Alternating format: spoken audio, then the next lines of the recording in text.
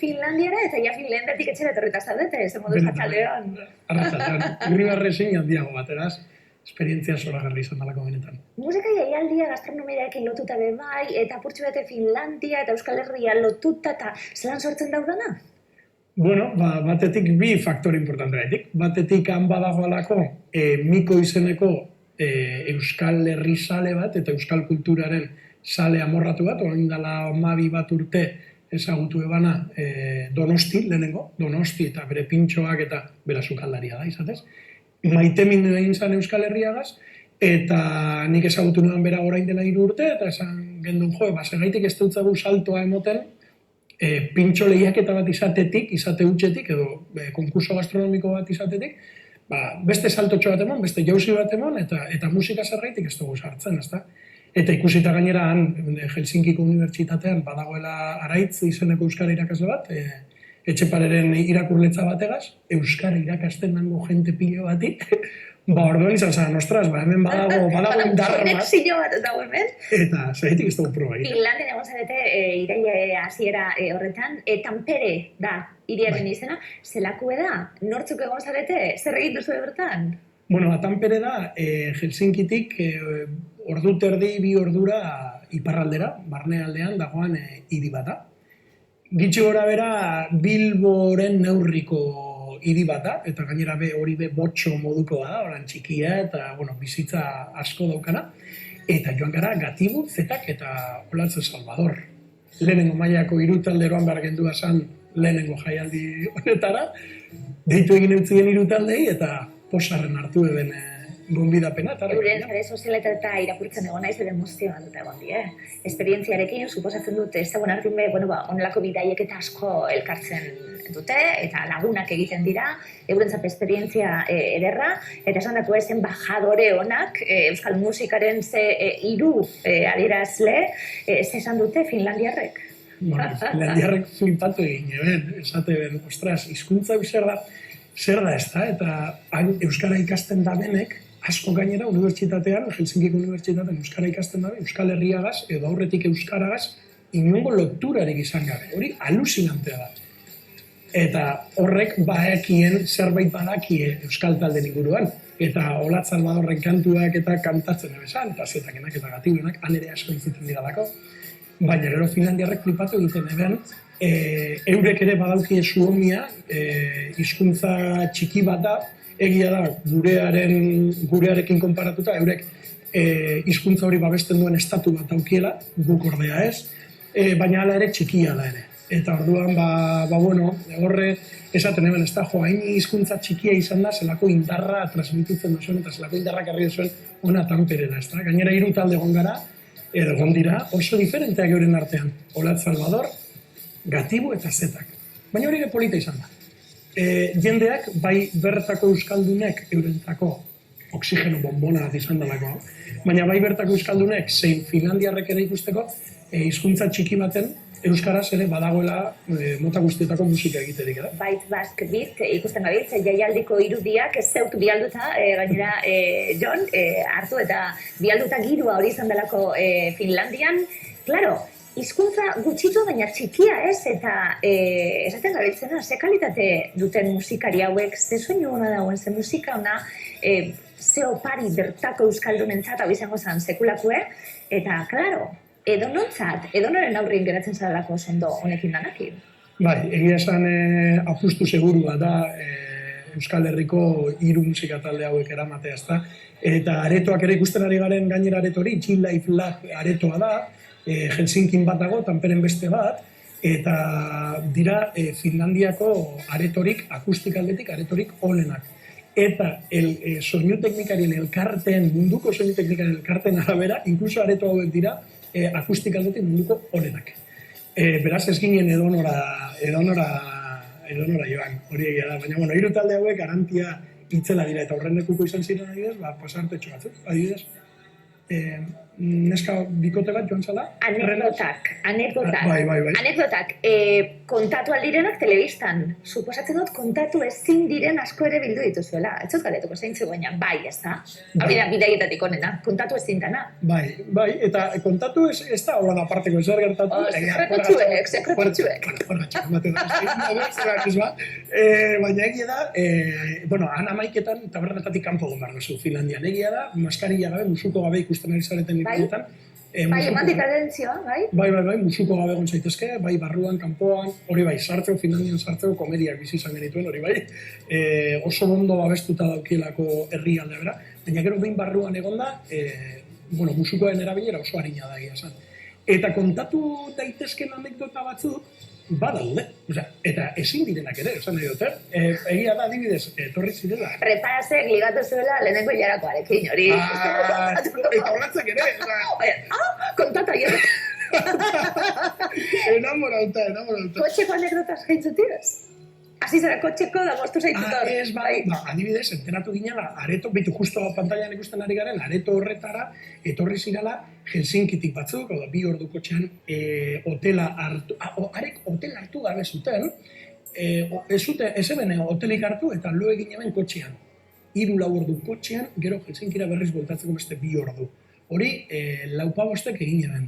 Gero beste batzuk egon ziren, ez dakiz hiritik, Finlandia iparraldetik, trenez 6 orduko bidaia eginda, etorri ziranak, areto horretara, alusinatu egin. Orduen ni horretaz enteratu nintzanean, nigan etorri ziren, eta eskerrak emotera, holakoak antolatzaitik, eta esan nien, eskerrak zuei, zuek zarielako gure, motibo, eta hemen egotean arrazoi bat. Antolatzaile lanetan ibilize esan dugu apurtxuet, kasualitatez eta ezagututa, eta Euskal Herria ezagutzen duen baten bat, eta sukaldaria dana eta gero unibertsitatea eta gero ezagun eta gero babesa izan duzuen? Etxepare Euskal Institutuaren babesa, Bizkaiko aldundiko kultura zaliena eta bai. Badalako azkenien inbertsiona bazara zeube. Neubez. Bazara zeube. Taldeak, joan dien taldeak. Bazara zeube talde bateko partaide, kasetari ezaguna izateaz gain. Bazara zeube musikaria. Esan nahi dut, ze inbertsiona dan? Musikan inbertitzie, ze inbertsiona dan, kulturan inbertitzie, herri bat erakusteko?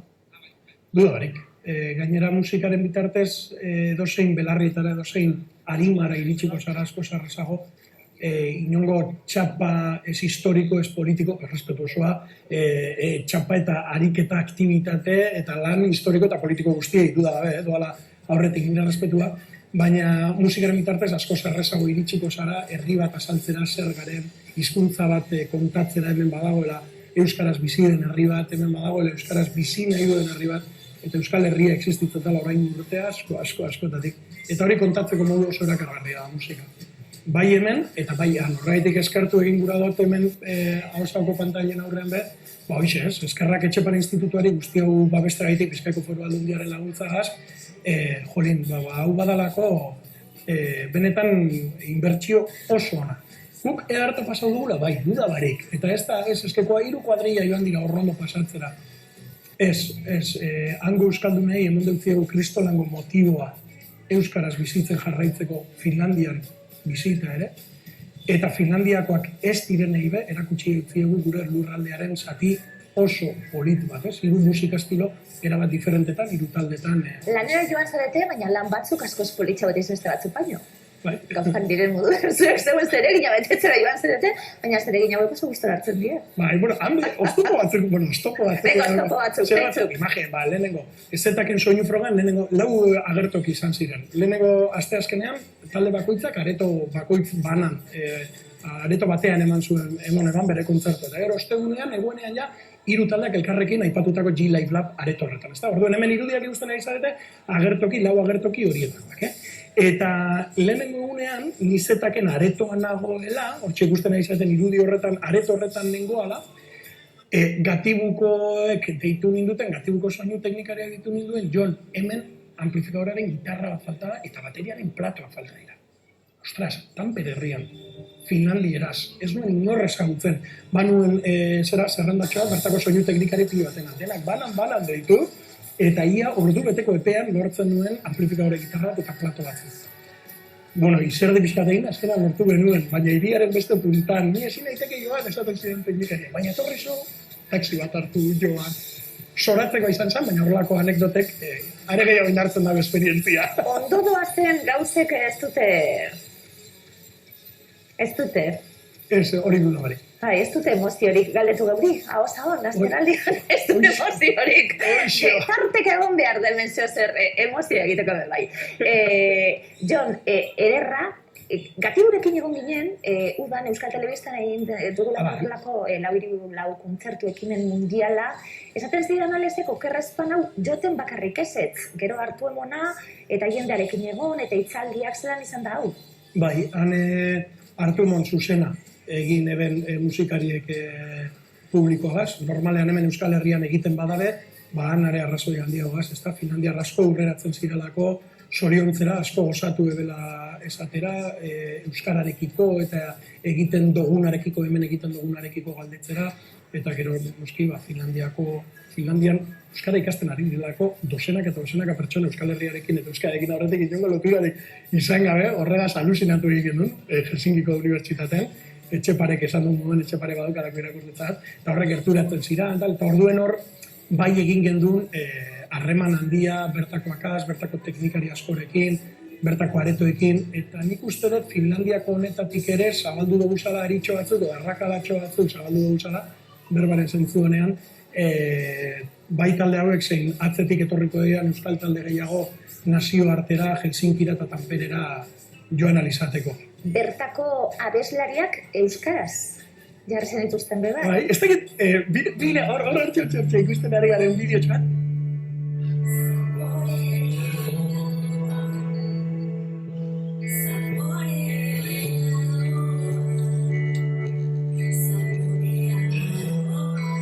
Hau abeslaria da, hau musikari bat da. Bai, bera Tulia da. Bueno, berak abesti osoa kantatu da, eta bera da Tulia, Aizea, por cierto, Aizea da bere izena Suomiz. Olatzen, korapilatzen kantuak euskaraz kantatzen. Eta euskaraz kantatzen ere, eta ikusten ari zaren neska honek daukaz 20 urte Finlandiarra da, Euskal Herriarekin inoiz ez du inongo harremanek izan, eta bai bera, berarekin euskara hutsean egiten gendun berba. Euskara hutsean, benetan, eta Finlandiarra da. Eta euskaraz daki? Eta euskaraz daki. Ikasi du?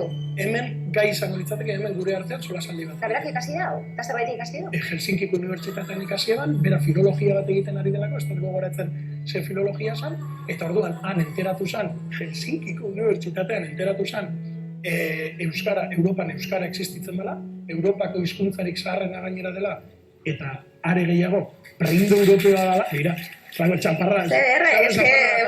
Bai. Zoragarri izan zen.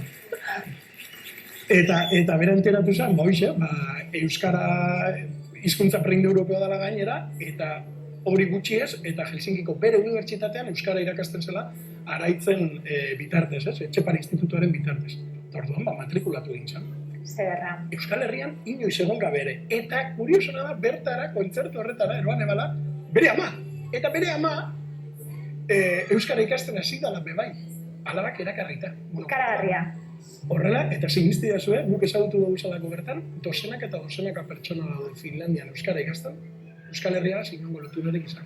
Zederra. Jon Gomez gara, izederra zu ikustia zurekin tartea du pasatzie, eta nola baituko dugu programa, mila esker, gora musika, gora euskal sortzaileak, eta gora gure artea hemen eta munduan. Gora gutautarrak. Eskerrik asko Jon, etxeko guztiak, beste, eskerrik asko. Esan dako, musika purtsuet, ondo pasa, da laster gatoz bueltan. Musi bat, agur.